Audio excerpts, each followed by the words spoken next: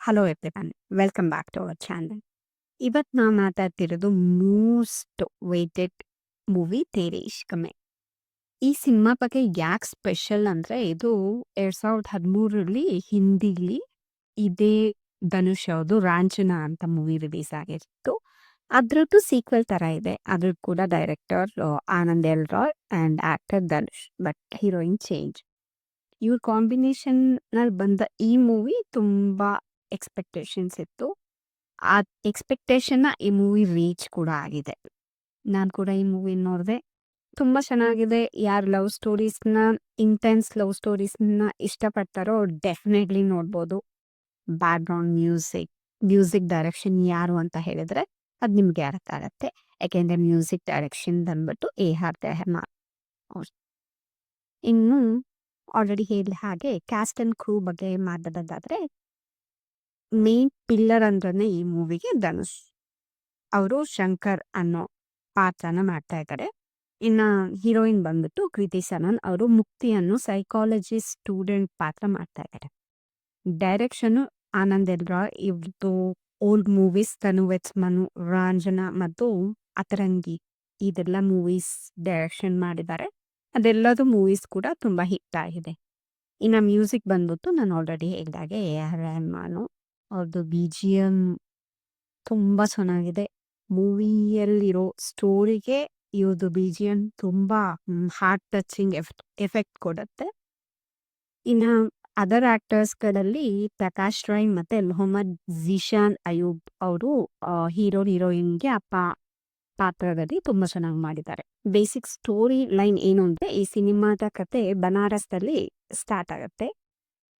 ಇಲ್ಲಿ ಶಂಕರ್ ಅಂದರೆ ಧನುಷ್ ಅನ್ನೋ ಪಾತ್ರ ತುಂಬ ಅಗ್ರೆಸಿವ್ ಹುಡುಗ. ಇವನನ್ನು ಒಬ್ಬ ನಾರ್ಮಲ್ ಮನುಷ್ಯನನ್ನಾಗಿ ಮಾಡಬಹುದಾ ಅಂತ ಕೃತಿ ಸನನ್ ಅಂದರೆ ಮುಕ್ತಿ ಅವರು ತನ್ನ ಸೈಕಾಲಜಿ ಥೀಸಿಸ್ಗಾಗಿ ಎಕ್ಸ್ಪೆರಿಮೆಂಟ್ ಮಾಡ್ತಾರೆ. ಬಟ್ ಈ ಪ್ರೋಸೆಸ್ನಲ್ಲಿ ಅವರು ಒಬ್ರನ್ನೊಬ್ರು ಪ್ರೀತಿಸ್ತಾರೆ.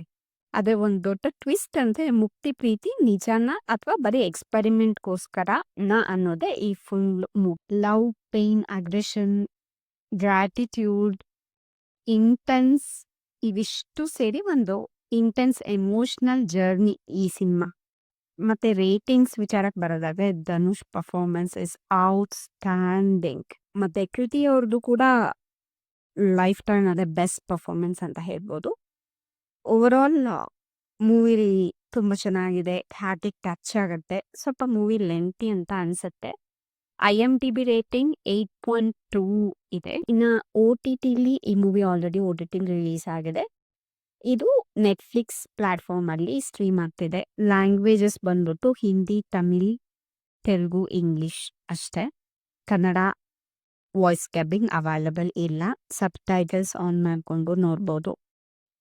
ತಮಿಳು, ಹಿಂದಿ, ತೆಲುಗು ಯಾವ ಲ್ಯಾಂಗ್ವೇಜ್ ನಿಮಗೆ ಅರ್ಥ ಆಗುತ್ತೋ ಆ ಲ್ಯಾಂಗ್ವೇಜಲ್ಲಿ ಆಡಿಯೋನ ಚೇಂಜ್ ಮಾಡಿಕೊಂಡು ನೋಡ್ಬೋದು. ತಮಿಳ್ ಲ್ಯಾಂಗ್ವೇಜ್ಗೆ ಧನುಷ್ ಅವ್ರದ್ದೇ ಓನ್ ವಾಯ್ಸ್ ಕೂಡ ಇದೆ.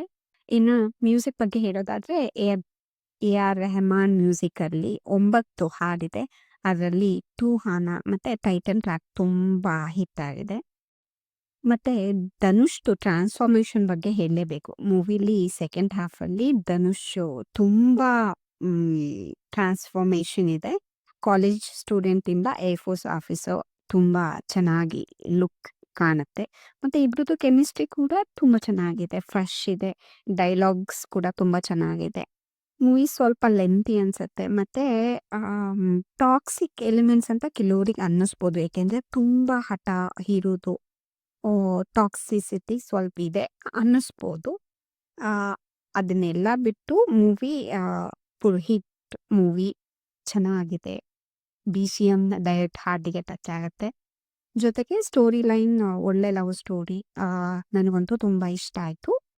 ಕನ್ನಡದಲ್ಲಿ ಮೂವಿ ವಾಯ್ಸ್ ಡಬ್ ಇಲ್ಲ. ಬಟ್ ಇಂಗ್ಲೀಷ್, ಹಿಂದಿ, ತೆಲುಗು, ತಮಿಳ್ ಯಾವ ಲ್ಯಾಂಗ್ವೇಜಲ್ಲಾದರೂ ಮೂವಿನ ಡೆಫಿನೆಟ್ಲಿ ವಾಚ್ ಮಾಡ್ಬೋದು. Must watch. Thank you. ಇನ್ನು ಇದೇ ಥರ ಮೂವಿ ರೆಕಮೆಂಡೇಶನ್ಸ್ಗೋಸ್ಕರ ನನ್ನ ಚಾನಲ್ನ ಸಬ್ಸ್ಕ್ರೈಬ್ ಓಕೆ ಚಾನಲ್ ಸಬ್ಸ್ಕ್ರೈಬ್ ಮಾಡ್ಕೊಳ್ಳಿ ಅಂತ ಹೇಳ್ತೀಯಾ? Welcome to subscribe in the YouTube. And we will all take in money father. Okay. ಇವಾಗ ಮಾತಾಡಿದ್ದು ನನ್ನ ಮಗಳು. ಅವಳು ಪೆಪ್ಪಾ ಪಿಗ್ ಫ್ಯಾನ್. ಸೊ, ಅವಳು ನಿಮ್ಮ ಜೊತೆ ಮಾತಾಡಬೇಕಿತ್ತು, ಮಾತಾಡಿದ್ದಾಳೆ. ನಾನು ಒಬ್ಳು ಹೌಸ್ ವೈಫ್ ಆಗಿ ಈ ವಿಡಿಯೋನ ಮಾಡ್ತಾ ಇದ್ದೀನಿ. ಎಲ್ಲರೂ ದಯವಿಟ್ಟು ಚಾನಲ್‌ನ ಸಬ್ಸ್ಕ್ರೈಬ್ ಮಾಡಿಕೊಂಡು ನನಗೆ ಸಪೋರ್ಟ್ ಮಾಡಿ. Thank you very much.